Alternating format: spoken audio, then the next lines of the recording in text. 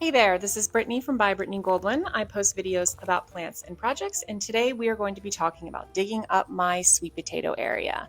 So this is where I have my sweet potatoes planted this year. You can see they did awesome, tons and tons of foliage, and they way outgrew the area that I had them planted in. And this is the first year that we've planted in this area. This was all a grass patch when we first started last spring, and we decided to convert this into an in-ground growing area to mostly grow asparagus, which you can see totally ferned out here. But then we had a third row that I decided to grow sweet potatoes in. So I wasn't really sure what to expect since this was the first year growing in this area, but they did really great. And you can see here, the first step to digging up the sweet potatoes is that I am picking up the foliage and just cutting it away. It can be really hard to see exactly where the sweet potatoes are before you cut away all of the foliage. And this had grown into like a tangled mess. So I just started at the end and then started working my way closer to where the root of the plant was. So as you get closer to where the root is, you will start to see it. Like right here, you can see how big and chunky that stem on that main root has gotten. And then you'll also see some sweet potatoes, maybe even growing above ground. I had one almost completely growing above ground that you can see here. Some will just be kind of peeking above ground, and that is totally fine. You can dig these out as well and cure them just like you would any other sweet potatoes. So now that I have all of the foliage cut away, it's time to start digging.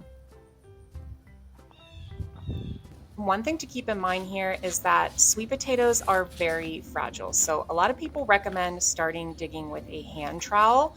My soil here is still pretty dense since this is the first time we're growing in it. So I used a regular shovel and I just went as far out as I thought the sweet potatoes could possibly grow, after moving some of the soil with my hands to uncover some of the tops of some of the sweet potatoes. So you can see here, I'm just using a gloved hand to kind of rake away the soil to figure out where they all are. And then I go in with my shovel to loosen up the dirt a bit more before pulling these sweet potatoes out.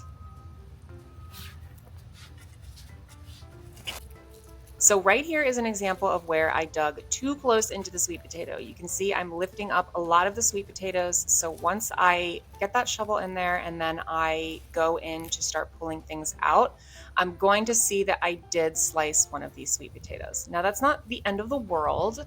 Obviously you don't want to do that, but those will be the ones that we decide to eat first when we are going through our sweet potatoes, and the rest I will keep stored for longer because they do not have any of the cosmetic damage on them. Another thing to keep in mind is that when you are pulling the sweet potatoes out of the ground, you want to do it just like I did it here. You want to get the bottom of the sweet potato and kind of cradle it in your hand to pull it out of the ground. These are pretty fragile at this point, so when you pull them out of the ground, like I'm doing here, if that had been lodged in the ground, then it could have broken the sweet potato in half. I did break a couple of the smaller sweet potatoes when I was trying to pull them out and I was being lazy. Do not be lazy like me. Make sure that you loosen the soil enough around the sweet potato so that when you pull it out, it doesn't snap anything in half. So after you have everything dug up and separated, do not wash your sweet potatoes. It's time to cure them, and you want to leave the dirt on them for optimal curing and storage. So after you dig up your sweet potatoes, you want to cure them. And I want to show you the setup that I have here for curing my sweet potatoes in my greenhouse. I got this idea from my cousin Jimmy, who said he sets them up in racks in his basement, and then he puts a seed mat on the bottom to generate some heat, and a big bowl of water, and then a blanket over top of it. So that keeps the warm and humid conditions that the sweet potatoes really need to cure. They need to be consistently in the 80-degree window for I think like a week or two. So I put this in the greenhouse, and I put a jar of water in the bottom of it, and as that evaporates, I just fill it back up. And then I have all of the sweet potatoes stacked in here. And yeah, that's pretty much what I've done to keep the temperatures high, and the humidity high. I've had these in here for like 2 weeks now. I probably need to bring them inside. We did bring one in to wash off and chop up to try, and it was delicious.